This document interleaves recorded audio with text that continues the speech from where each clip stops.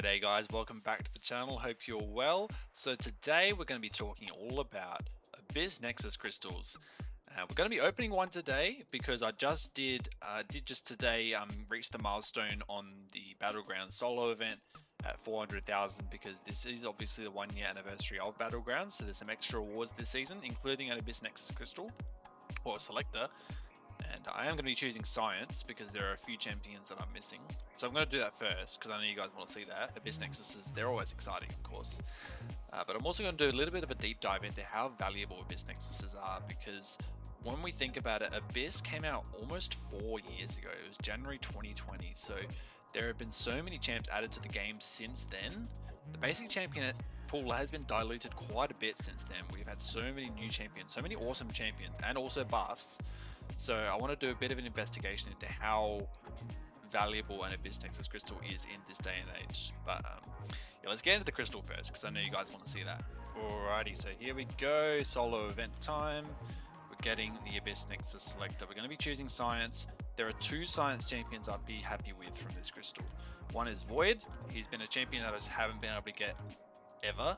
And he's also Decay, of course, so he's very relevant in War and Battlegrounds at the moment.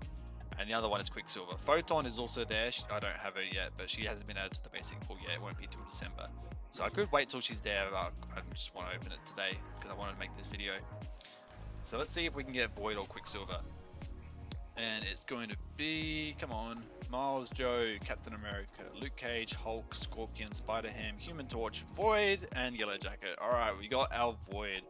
So yeah, a white whale really from my account. I haven't even got him as a 5-star yet, so to get a 6-star is pretty good. He is available as a 7-star, of course, from the loyalty crystal, but that's unlikely that I'll be able to dupe him from that, let alone get him in the first place. So happy with the Void. Alright, so there we go, that's that Abyss Nexus done. We've got our Void. If you've opened the Abyss Nexus this month, let me know what you got, who you were gunning for. I can't wait. I love seeing your guys' crystal openings in the comment section.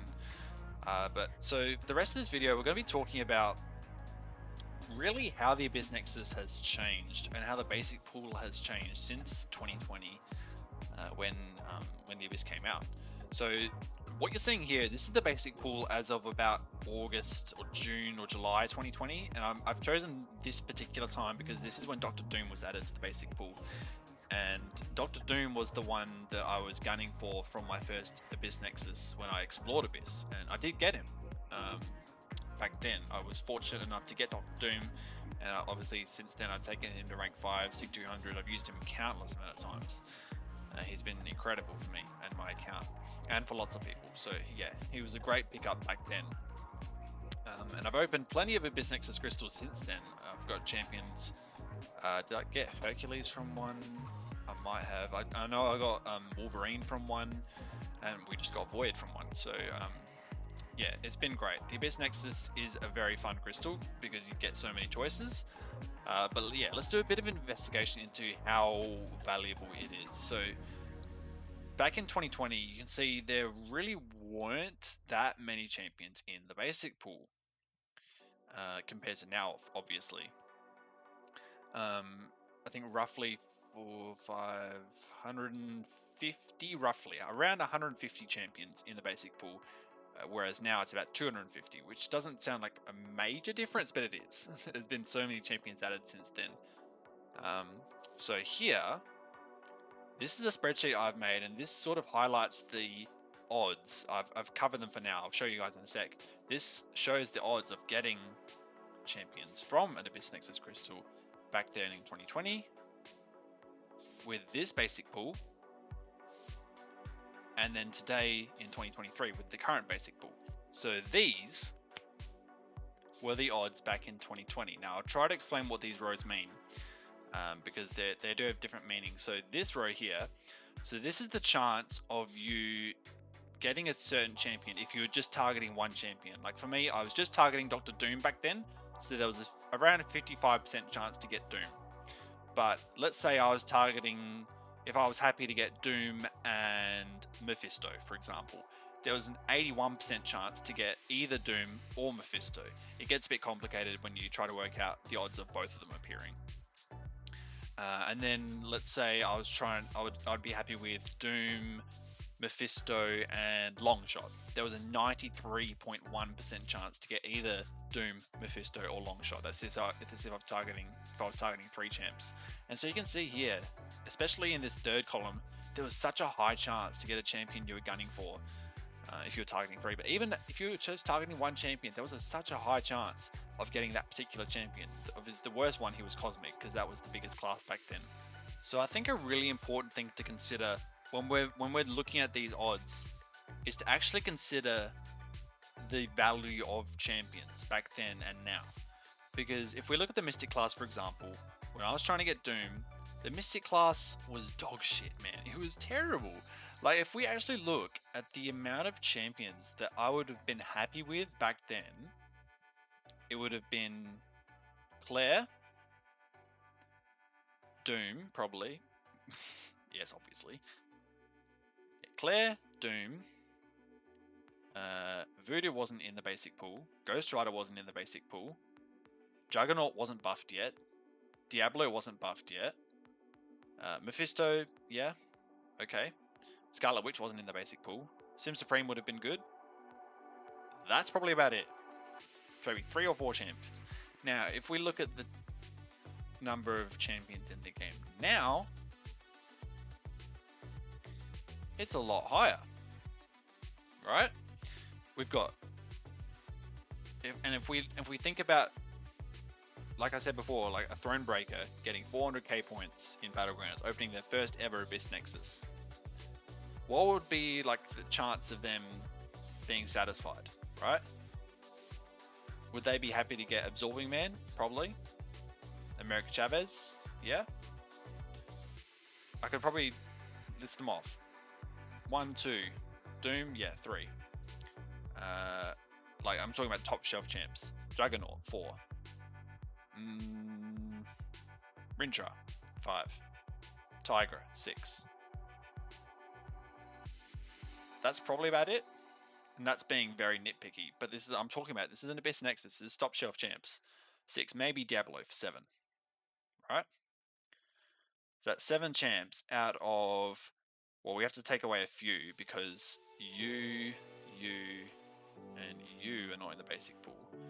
So that's 7 out of 36. So the chance of getting one of those 7 out of the 36 in an Abyss Nexus, the odds of that happening would be this. It's very high because the quality of champs has gone up so much since the Abyss came out, right?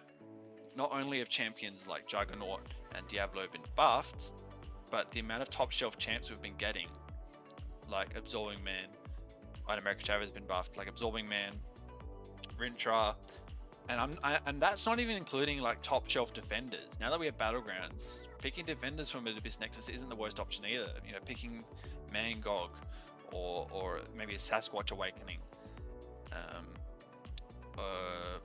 Who else? Maybe Spidey Supreme if you like him. There's a lot more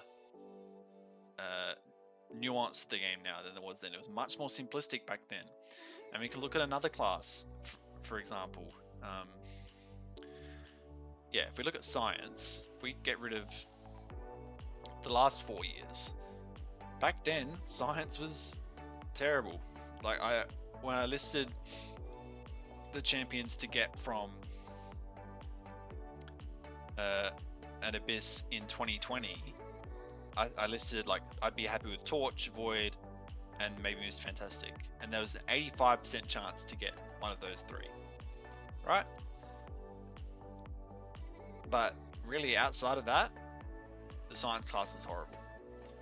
Fast forward to 2023, we have Abomination buff, Ant-Man buff.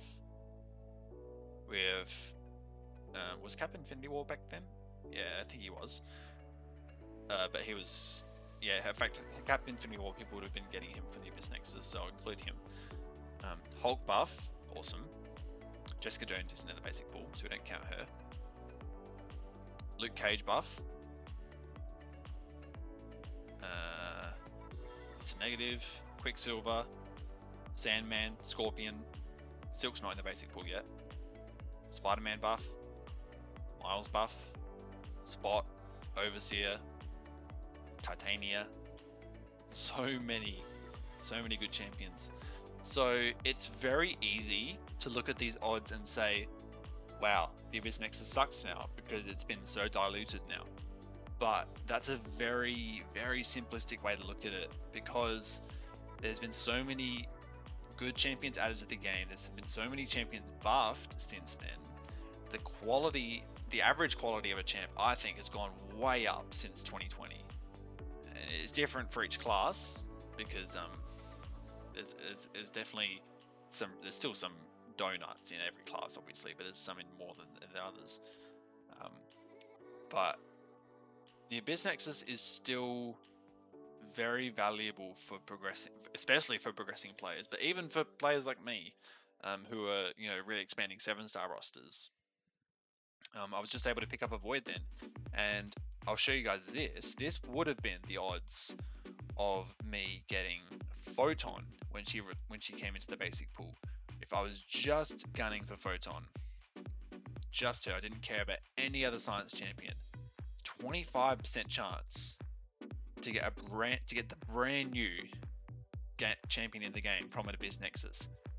You're not going to see that anywhere else in the game, right? Just to get that one champion. And Photon is obviously a top shelf champion. From a featured crystal, it would be like a 4% chance to get her. From a Paragon crystal, like a 1% chance, right? So 25% chance to get her, not caring about anyone else, is pretty good. And if I was considering Photon, Void, and Quicksilver for me personally, if I waited till then, it would have been a bit less than this, because she would have been added to the basic pool. It would have been just less than 60% chance to get one of those three, right?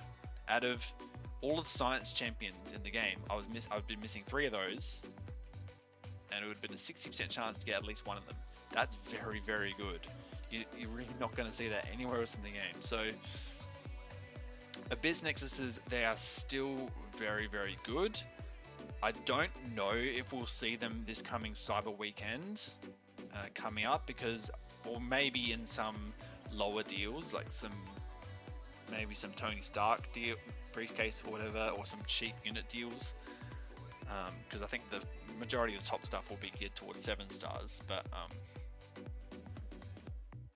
yeah, Abyss Nexuses, they're still very good. But I really wanted to do this deep dive and investigation into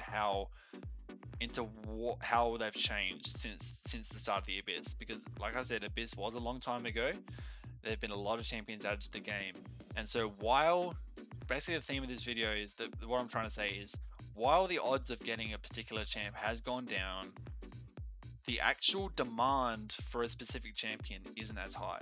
Like the demand for Doom back in 2020 was ridiculous. Like he was one of the 4 horsemen of the Abyss, right? You had to have Doom to do the Abyss. Like, what were you doing without Doom? I'm exaggerating there, but that was some people's attitude towards Doom. Like, you just had to have him. I explored Abyss with a 5-star Doom, and then I got the 6-star. Used him everywhere after that, but he was, up there with one of the most required champions in the game. But now, is he that required? Like, he is a very good champion still, but do you need him to clear content? No. Do you need him for Battlegrounds? No. You can ban him. Do you need him for Alliance War? No. There's hundreds of other champions in the game. So yeah, the game has evolved, is really what I'm saying. While the odds of getting a specific champion has gone down, the quality of champions has gone up. And so the Abyss Nexus is still relevant. Despite it being a diluted pool, there's still a very high chance to get a quality champion. So that's going to do it for me today, guys. That's enough rambling. I hope you enjoyed this video, all the numbers that I'm spitting out at you. If you agree with what I'm saying, leave a like. If you want to try to say I'm wrong about all this stuff, leave a comment. I'm more than happy to argue or whatever. Or you can join my Discord or whatever. I'll be happy to argue there as well. But yeah, that's going to do it for me today, guys. Let me know what you got from your Abyss Nexus if you open one as well. And I'll see you in the next video. Peace out.